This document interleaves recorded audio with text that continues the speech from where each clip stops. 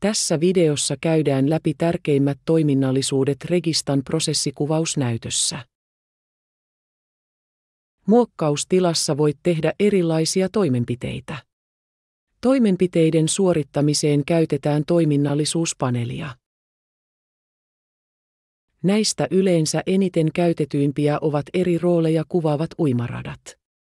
Alku- ja loppupistettä kuvaavat merkit. Tietoa ja dokumenttia sekä järjestelmää kuvaavat symbolit.